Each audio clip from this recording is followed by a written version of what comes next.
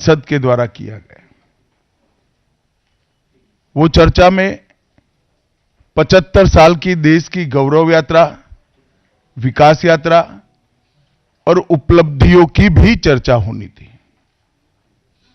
ये तो स्वाभाविक है कि जब लोकसभा में, राज्यसभा में पक्ष और विपक्ष होते हैं तो हर मुद्दे पर लोगों का नजरिया अलग अलग होता है, दलों का नजरिया अलग अलग होता है, वक्ताओं का नजरिया अलग अलग होता है।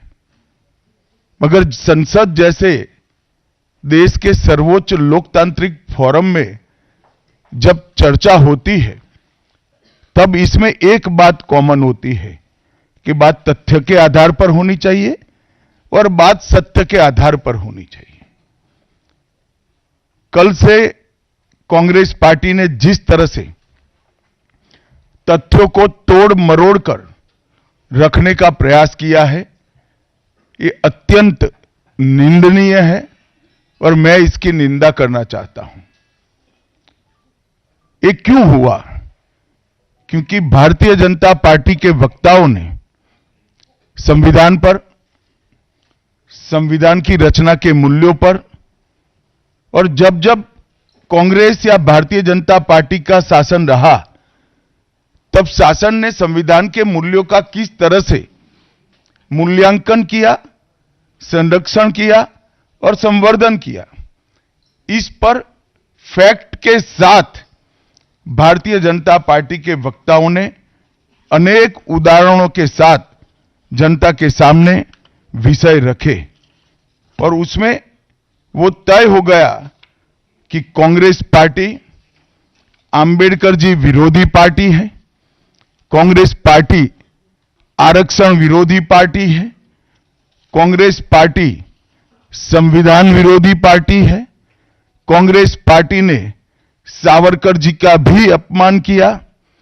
कांग्रेस पार्टी ने आपातकाल डालकर संविधान के सारे मूल्यों की धज्जियां उड़ा दी, नारी सम्मान को भी सालों तक दरकिनार किया, न्यायपालिका का हमेशा अपमान किया, सेना के शहीदों का अपमान किया और भारत की भूमि तक को संविधान तोड़कर विदेशी देशों को देने की हिमाकत कांग्रेस पार्टी के शासन में हुई। जब ये पूरा सत्य उजागर हो गया तब कल से कांग्रेस पार्टी ने फिर एक बार अपनी पुरानी पद्धति को आजमाते हुए बातों को तोड़ मरोड़कर और सत्य को असत्य के कपड़े पहनाकर समाज में भ्रांति फैलाने का एक कुत्सित प्रयास किया है। संसद में जब चर्चा हो रही थी, ये सिद्ध हो गया कि बाबा साहेब आंबेडकर का कांग्रेस ने किस तरह से पुरजोश विरोध किया था। बाबा साहब के न रहने के बाद भी किस प्रकार से कांग्रेस ने बाबा साहब को हाशिए पर ढकेलने का प्रयास किया। जब संविधान सभा अपना काम कर चुकी, चुनाव हुआ 1951-52 में और 54 में, दोनों बार कांग्रेस ने बाबा साहब को हराने के लिए कोई कसर नहीं छोड़ी। यहां तक कि फ्रेंडली चुनाव होता है, स्पिरिट वाला चुनाव होता है, ऐसा चुनाव भी नहीं था। विशेष प्रयास किया गया और वो उनकी हार को सुनिश्चित किया गया। जहां तक भारत रत्न देने का सवाल है, कांग्रेस के नेताओं ने कई बार खुद ही अपने आप को भारत रत्न दिए हैं। 55 में नेहरू जी ने खुद को भारत रत्न दे दिया, 71 में इंदिरा जी ने खुद को भारत रत्न दे दिया और 1990 में बाबा साहब को भारत रत्न तब मिला जब कांग्रेस पार्टी सत्ता में नहीं रही और भारतीय जनता पार्टी के समर्थन वाली सरकार थी। 1990 तक कांग्रेस पार्टी बाबा साहब को भारत रत्न न मिले इसका बड़े जतन से प्रयास करती रही, यहां तक कि बाबा साहब की जयंती को भी, 100वीं जयंती को भी मनाने का मना ही कर दिया गया। नेहरू जी की आंबेडकर जी के प्रति नफरत जग जाहिर है। नेहरू जी की खुद की किताब selected works of Jawaharlal Nehru second series volume 16, इसके भाग 2 की पृष्ठ संख्या 532 पर एक पत्र का उल्लेख है, जब बीसी राव ने नेहरू जी को पत्र लिखकर कहा कि अंबेडकर जी मंत्रिमंडल से इस्तीफा देकर जाने का मन बना रहे हैं, तब नेहरू जी का ये जवाब था, अंबेडकर के जाने से मंत्रिमंडल में कोई फर्क नहीं पड़ने वाला है। अंबेडकर जी के महान योगदान का मूल्यांकन जवाहरलाल जी किस तरह से करते थे, इससे बड़ा कोई उदाहरण नहीं हो सकता। जब पंडित जी की एक और किताब को पढ़ते हैं, लेटर टू चीफ मिनिस्टर में एक उल्लेख है, बंबई के मेयर ने एक पत्र में बाबा साहब के अंबेडकर के जन्मस्थान महू में उनका स्मारक बनाना चाहिए, ऐसा सुझाव दिया। 18 जून 1959 को पंडित जी ने कहा, सरकार के लिए स्मारक स्थापित करना बिल्कुल सामान्य बात नहीं होगी, आमतौर पर स्मारक निजी पहल से किया जाता है। अपने परिवार के चाहे कोई भी सदस्य हो, नेहरू जी हो, इंदिरा जी हो, संजय गांधी हो, राजीव गांधी हो, कई सारे लोगों के लाखों स्मारक देश के अंदर बनाने वाले परिवार के मुखिया कहते हैं कि आमतौर पर निजी पहल पर स्मारक बनाया जाता है, क्योंकि ये स्मारक B.R. आम्बेडकर जी का था। मित्रों, जब एक दूसरा उदाहरण मैं देना चाहता हूं, एक सर्वदलीय मंत्रिमंडल पहली देश की कैबिनेट बनी, जिसमें बाबा साहेब आम्बेडकर भी सदस्य थे, नेहरू जी प्रधानमंत्री थे। नेहरू जी की किताब selected works of Jawaharlal Nehru में एक और उल्लेख आता है, नेहरू जी के आश्वासन के बावजूद आम्बेडकर जी को कोई महत्वपूर्ण विभाग नहीं दिया गया, और ये स्पष्ट इसके अंदर उल्लेख है कि सरकार की नीतियों, विशेषकर विदेश, रक्षा और अनुसूचित जाति और जनजाति से जुड़ी हुई नीतियां और 370 के खिलाफ आम्बेडकर जी थे। जब एक और कांग्रेस पार्टी है, बाबा साहेब आम्बेडकर का कोई स्मारक जब तक कांग्रेस सत्ता में रही बड़ा नहीं बना। जहां जहां विपक्ष की सरकारें आती गई, स्मारक बनते गए। भारतीय जनता पार्टी की सरकारों ने और नरेंद्र मोदी जी की सरकार ने बाबा साहब के जीवन के संबंधित पंच तीर्थ का विकास किया।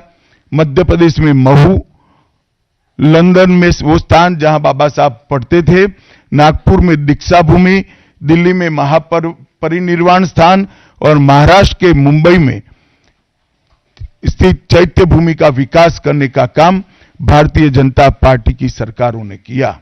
19 नवंबर 2015 को नरेंद्र मोदी जी ने अंबेडकर जी के सम्मान में 26 नवंबर को संविधान दिन घोषित किया। डॉक्टर अंबेडकर इंटरनेशनल सेंटर की स्थापना भी की।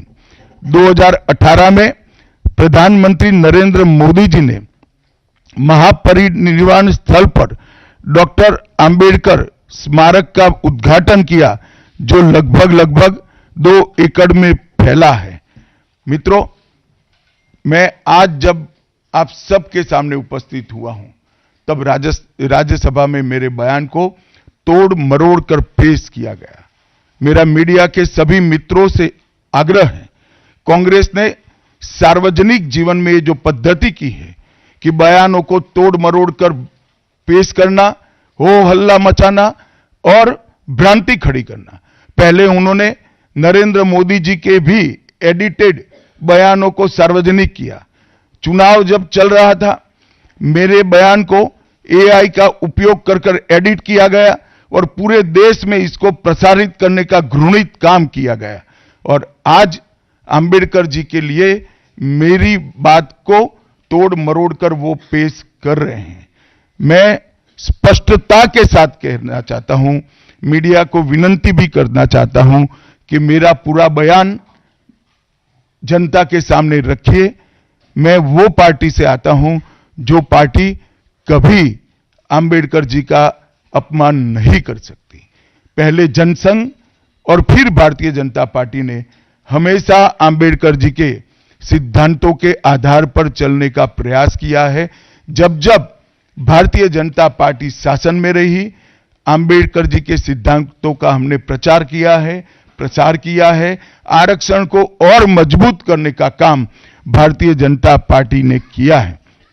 इन्होंने जिस प्रकार से आरक्षण को भी विरोध किया, वो भी हम सब जानते हैं। पिछड़ा वर्ग आयोग, काका साहेब कालेलकर आयोग 53 में बना, 55 में रिपोर्ट आई, आज तक वो रिपोर्ट को लागू नहीं किया गया। 31 दिसंबर 1980 को मंडल आयोग बना, मंडल आयोग की रिपोर्ट आई। 80 में इंदिरा जी ने मंडल आयोग को ठंडे बस्ते में डाल दिया। 90 में जब गैर कांग्रेसी सरकार आई, तब मंडल आयोग की रिपोर्ट लागू हुई। उस वक्त राजीव गांधी विपक्ष के नेता थे और जब मंडल आयोग की रिपोर्ट लागू हुई, प्रस्ताव संसद में आया, राजीव जी ने अपने जीवन का सबसे लंबा भाषण ओबीसी के आरक्षण का विरोध करने के लिए किया। आज मैं फिर से एक बार आग्रह के साथ मीडिया को बताना चाहता हूं, सच्चाई को जनता तक पहुंचाना चाहिए। मेरी पूरी बात बहुत स्पष्टता के साथ, कोई कंफ्यूजन के बगैर राज्यसभा के रिकॉर्ड पर है।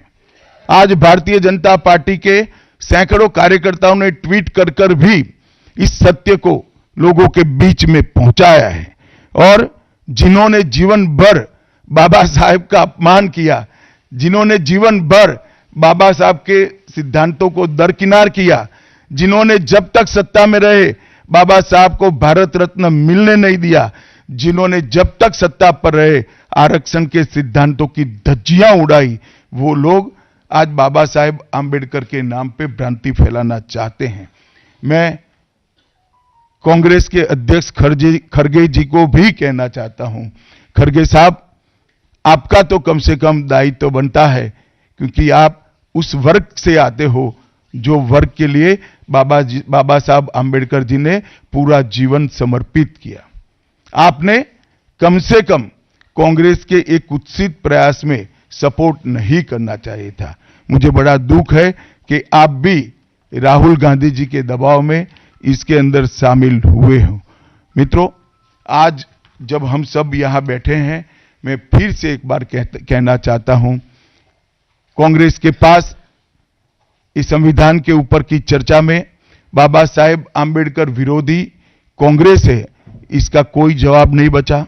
संविधान विरोधी कांग्रेस है, इसका कोई जवाब नहीं बचा। कांग्रेस आरक्षण विरोधी है, इसका कोई जवाब नहीं बचा। कांग्रेस सावरकर विरोधी है, इसका भी कोई जवाब नहीं बचा। कांग्रेस ओबीसी विरोधी है, उसका भी कोई जवाब नहीं बचा। आपातकाल का पाप कांग्रेस के ही समय में हुआ, इसका भी कोई जवाब नहीं बचा। नारी सम्मान का विरोध भी कांग्रेस ने ही किया, वो प्रस्तापित हो गया। न्यायपालिका का अपमान ही कांग्रेस ने ही किया, वो भी प्रस्तापित हो गया। भारत की भूमि को भी संविधान को दरकिनार कर विदेश को सौंपने का पाप भी कांग्रेस ने ही किया, ये भी प्रस्तापित हो गया। तब फिर से एक बार चिर परिचित अपनी पुरानी नीति पर कांग्रेस आई है और उन्होंने मेरे बयान को तोड़ मरोड़ कर आधा ही दिखाकर जनता के सामने रखना और भ्रांति फैलाने का प्रयास किया है। कृपया मेरा पूरा बयान आप सभी लोग जनता तक पहुंचाइए, तो दूध का दूध और पानी का पानी हो जाएगा। मैं उस पार्टी से आता हूं, उस संस्कृति से आता हूं, जो स्वप्न में भी बाबा साहब के विचारों का या बाबा साहब के स्वयं का अपमान नहीं कर सकते। हम जानते हैं कि देश के संविधान को समावेशी बनाने में, देश के पिछड़े वर्ग को, दलितों को, आदिवासियों को, गरीबों को और वंचितों को न्याय दिलाने के लिए और देश के लोकतंत्र की नींव को इतनी नीचे तक गहरी पहुंचाने में बाबा साहब का बहुत बड़ा योगदान है। पूरा देश बाबा साहब के प्रति कृतज्ञता व्यक्त करता है। कम से कम हम तो ऐसा नहीं कर सकते जिससे बाबा साहब का अपमान हो पाए। और मैं फिर से एक बार कांग्रेस के ये कुत्सित प्रयासों की घोर निंदा करता हूं और जो संविधान पर दोनों सदनों में चर्चा हुई, कम से कम भारतीय जनता पार्टी की ओर से चर्चा का स्तर मेंटेन करने का पूरा प्रयास किया गया था, विषय पर बोलने का आग्रह किया गया था और तथ्य के साथ बोलने का आग्रह भी हमारे सारे वक्ताओं ने किया था। वो सारे प्रयास पर कांग्रेस ने पानी फिरा है और मैं मानता हूं कि देश की जनता इसके इस प्रयास को भी जानती है, उनकी मानसिकता को भी जानती है और उनकी कार्य संस्कृति को भी जानती है। धन्यवाद। रविंदर जी।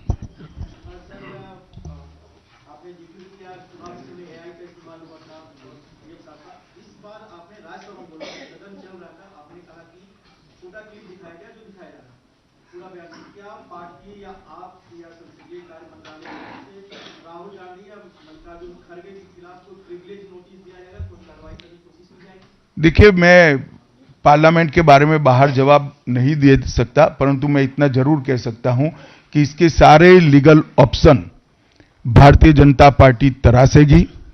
पार्लियामेंट के अंदर और पार्लियामेंट के बाहर क्या लीगल एक्शन हो सकते हैं, वो सारी संभावनाओं को तराशकर भारतीय जनता पार्टी निर्णय करेगी। आनंद Pandey ji.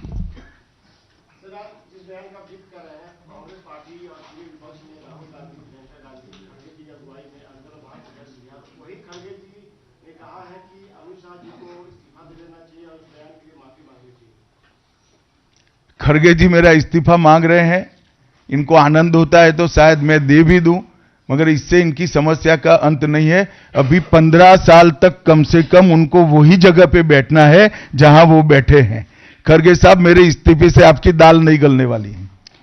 Neeraj ji, ABP news. Sir मेरा सवाल है, क्योंकि लोकसभा चुनाव से पहले भी संविधान विरोधी बात कही गई, संविधान आप खतरे में है, दलितों का अधिकार खतरे में है। दिल्ली चुनाव के ठीक पहले फिर से एक बार इस मामले को उछाला जा रहा है, क्या आपको लगता है? नीरज जी, आप भूल रहे हैं, बीच में हरियाणा और महाराष्ट्र का चुनाव हो गया है और उन्होंने लहराया हुआ संविधान अंदर से कोरा था। संविधान प्रेम इनका कितना खोखला है वो एक्सपोज हो चुके हैं। एक झूठ बार बार नहीं चल सकता है, अंततोगत्वा सत्य जनता तक पहुंचता ही है। ऐश्वर्या पालीवाल, आज तक।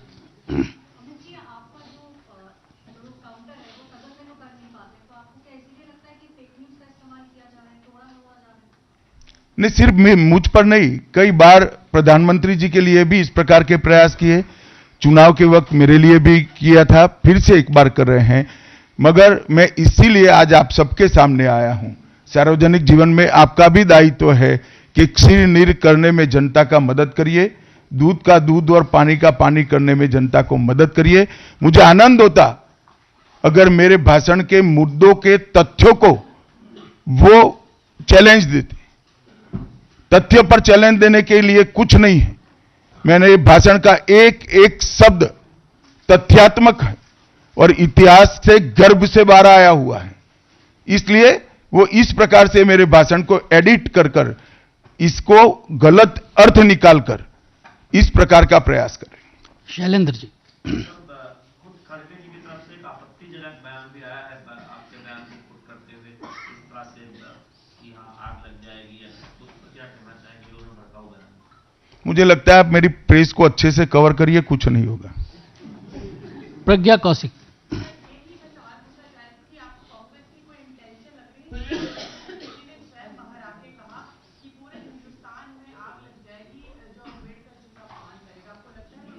उनका इंटेंशन क्या है इसके डिटेल में मैं जाना नहीं चाहता, परंतु मैं इतना जानता हूं कि अब कांग्रेस को जनता जान गई है। एक ही प्रकार से झूठ और भ्रम बार बार जनता मानती नहीं है। विकास भदौरिया। लोकसभा के समय भी आपके बयान को एआई के जरिए टारगेट किया गया, इस बार भी आपके बयान को टारगेट किया गया। आप कोई हर बार टारगेट क्यों करते हैं? सब टारगेट हैं आप। भाई, आपका सवाल गलत जगह पे, ये कांग्रेस कार्यालय में पूछने का सवाल है, मुझे क्यों पूछ रहे हो? यतेंद्र जी। यतेंद्र। मेरा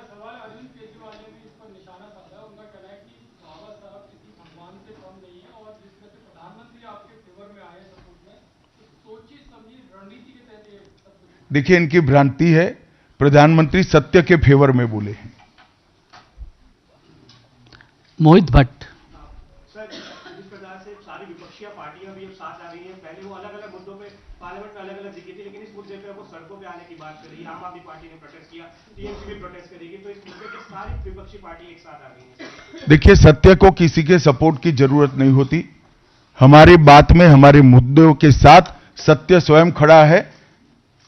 सत्य सबके साथ सत्य ही रहता है। कितने भी लोग साथ में आए, इससे सत्य को कोई फर्क नहीं पड़ता। कृष्ण मोहन शर्मा। सर, कृष्ण मोहन शर्मा, भारत एक्सप्रेस से। आज एक बहुत आश्चर्यजनक बात ये हुई कि लोग कभी कहते थे कि मैं संविधान को नहीं मानता, मैं एनार्किस्ट हूँ, मुझे जनता ने संविधान के लिए नहीं अरविंद केजरीवाल को वोट दिया है, वो भी आपकी आलोचना कर रहे थे और कह रहे थे कि बाबा साहब भीमराव अम्बेडकर का बड़ा अपमान किया।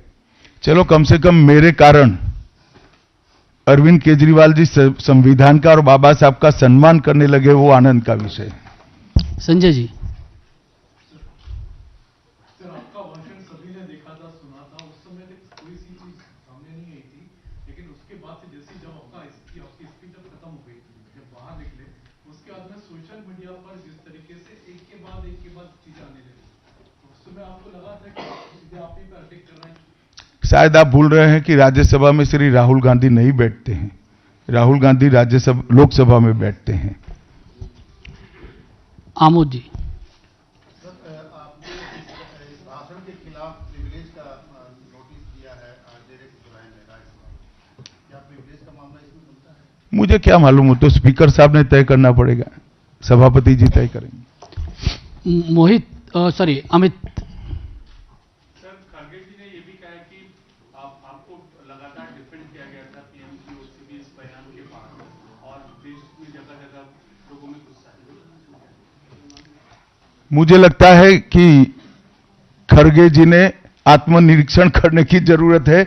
वो जो कर रहे हैं, इसके प्रति गुस्सा है या मेरे बयान के प्रति, वो उनको थोड़े दिन में मालूम पड़ जाएगा। आप पूछना चाहते हैं?